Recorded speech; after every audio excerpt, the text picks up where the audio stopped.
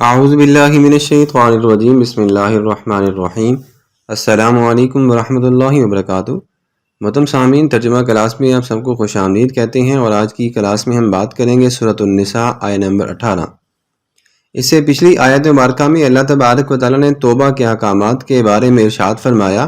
اور یہ ارشاد فرمایا تھا کہ جو لوگ جلدی توبہ کرتے ہیں تو اللہ ان کی توبہ قبول فرماتے ہیں۔ انسان سے گناہ ہو جائے تو انسان فوراً رجوع کر لے اللہ کی طرف، اور اللہ تبارک و تعالیٰ کی ذات تو ایسی ہے کہ لا تقنطوا من رحمت اللہ، اللہ نے فرمایا کہ میری رحمت سے کبھی نا امید نہیں ہونے۔ اللہ ہمیشہ انسان کو معاف کر دیتا ہے، ضرورت ہے تو صرف اس بات کی کہ ہمیں اللہ کی بارگاہ کی طرف جھکنا چاہیے اور اپنے گناہوں کی معافی مانگنی چاہیے۔ قرآن مجید میں سورہ آل عمران میں اللہ تبارک و تعالیٰ نے ارشاد فرمایا، ربنا فاغفر لنا ذنوبنا وکفر عنا سیئاتنا وتوفنا مع الابرار، اے ہمارے رب ہمیں معاف فرما، ہمارے گناہوں کو معاف فرما، ہماری سیئات کو معاف فرما، بے شک تو ہی معاف فرمانے والا ہے اور بے حد رحم فرمانے والا ہے۔ آج کی آیت مبارکہ کو ہم شروع کرتے ہیں۔ بسم اللہ الرحمن الرحیم۔ ولیسا، اب یہ لام جو ہے وہ تاکید کے معنی میں بھی ہے اور نفی کے معنی میں بھی، ٹھیک ہے، اس کو اگر ہم لام الف لا بھی کر لیں، ٹھیک ہے، ولیسا ولیست، اور نہیں ہے التوبۃ توبہ للذین، ان لوگوں کے لیے یعملون السیئات جو کرتے ہیں برے کام، یعملون جو کرتے ہیں برے کام، ٹھیک ہے، ولیست التوبۃ للذین یعملون السیئات، اور ایسے لوگوں کی توبہ قبول نہیں ہوتی کہ جو برے کام کرتے ہی رہتے ہیں۔ اب آگے اللہ نے اب یہاں پہ اگر ہم بات کریں تو یہ ایک شرط ہے، اور آگے اس کی جزا بیان کی جا رہی ہے کہ کون لوگ ایسے ہیں، ٹھیک ہے۔ یعملون فعل مضارع ہے اور جمع کا صیغہ ہے، واو نون آ رہا ہے تو یہ جمع کی علامت ہے۔ حتی، یہاں تک کہ، اذا جب، حضر آ جائے، ٹھیک ہے، حضر آ جائے، احدہم، احدہم، احد ایک کو کہتے ہیں، ہم ضمیر ہے، ان میں سے کسی ایک کو، الموت موت، حتی اذا حضر احدہم الموت، حتیٰ کہ ان میں سے کسی ایک کو موت آ جائے، قال، تو پھر وہ کہے، انی، بے شک میں، ٹھیک ہے، انا حرف مشبہ بالفعل ہو گیا اور آخر میں یا لگا دی تو ضمیر اپنی جانب سے ہوگی، انی جیسے قلمی، کتابی، امی، ابی، ٹھیک ہے، انی بے شک میں، تبتو توبہ کرتا ہوں، ٹھیک ہے۔ اب یہاں پہ واحد متکلم کا صیغہ ہے تبتو، الآن اب، وللذین، اور نہ ہی ان لوگوں کی، یموتون جو مر جاتے ہیں، وہم کفار، حالانکہ وہ کافر ہوتے ہیں، ٹھیک ہے۔ اب اللہ نے فرمایا کہ جو برے کام کرتے رہتے ہیں اللہ ایسے لوگوں کی توبہ قبول نہیں کرتے، اور اللہ نے آگے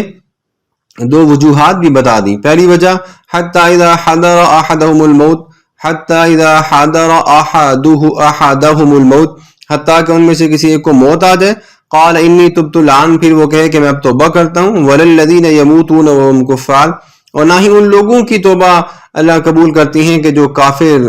ہونے کی حالت میں مر جاتے ہیں۔ اولئک، یہی وہ لوگ ہیں، اعتدنا، ہم نے تیار کر رکھا ہے، نون الفنا جمع متکلم، ٹھیک ہے، اعتد وعدہ سے اور یا وعید سے کہہ لیں، اعتدنا ہم نے تیار کر رکھا ہے، لہم ان کے لیے، عذابا علیما، دردناک عذاب۔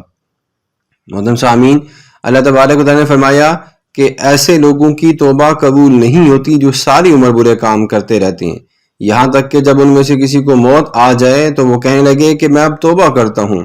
اب ان کی توبہ قبول نہیں ہوتی۔ جو کفر کی حالت میں بھی مر جائیں ان کی توبہ بھی قبول نہیں ہوتی۔ ایسے لوگوں کے لیے ہم نے دردناک عذاب تیار کر رکھا ہے۔ محترم سامعین، جیسا کہ میں نے پچھلی آیت مبارکہ کی تفسیر کے حوالے سے بھی آپ کو بتایا تھا کہ اللہ نے فرعون کے حوالے سے بھی یہی بات کی تھی کہ جب وہ مرنے کے قریب ہوا، جب وہ ڈوبنے لگا تو اس نے کہا تھا کہ الآن، میں اب جو ہے وہ رب پر ایمان لاتا ہوں، وَقَدْ عَصَيْتَ قَبْلُ وَكُنْتَ مِنَ الْمُفْسِدِينَ، حالانکہ اللہ نے فرمایا کہ اس سے پہلے تو نافرمانی کرنے والوں میں سے تھا اور تو فساد کرنے والوں میں سے تھا۔ محترم سامعین، اس آیت مبارکہ کا نچوڑ اور خلاصہ یہ نکلتا ہے کہ انسان چاہے وہ کوئی بھی ہے، اسے گناہ ہو جاتا ہے، برے کام ہو جاتے ہیں، خطائیں، نافرمانیاں ہو جاتی ہیں، لیکن ان کے ہونے کے بعد سب سے پہلی اور ضروری شرط یہ ہے کہ وہ فوراً اللہ کی بارگاہ کی طرف رجوع کریں، توبہ کریں اور اپنے گناہوں کی معافی مانگ لیں،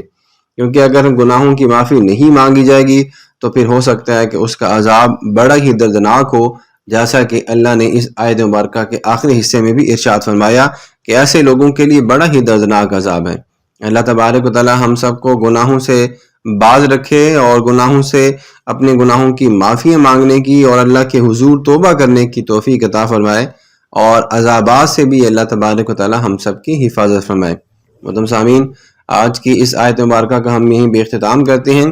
آخر میں ہم اللہ تبارک و تعالیٰ کی بارگاہ میں دعا گو ہیں کہ اے اللہ اس آیت مبارکہ اور اس کلام مجید کے ثواب کو میں حضور نبی کریم صلی اللہ علیہ وسلم آپ وسلم کے تمام خاندان کے وسیلہ جلیلہ سے اپنی مرحوم والدہ کی دعائے مغفرت اور دعائے اصال ثواب کے لیے پیش کرتا ہوں۔ اے رب ذوالجلال والاکرام، اے ارض و سما کے مالک خالق، یا اللہ اس کلام پاک کے مقدس صدقے کی وجہ سے، بابرکت صدقے کی وجہ سے، اپنی عزت بلندی کی وجہ سے یا اللہ میری والدہ کے درجات کو بلند فرما، انہیں جنت الفردوس میں یا اللہ اعلیٰ مقام عطا فرما۔ اپنے پیارے حبیب کا صدقہ یا اللہ ان کی قبر کی تمام منازل کو آسان فرما، آمین۔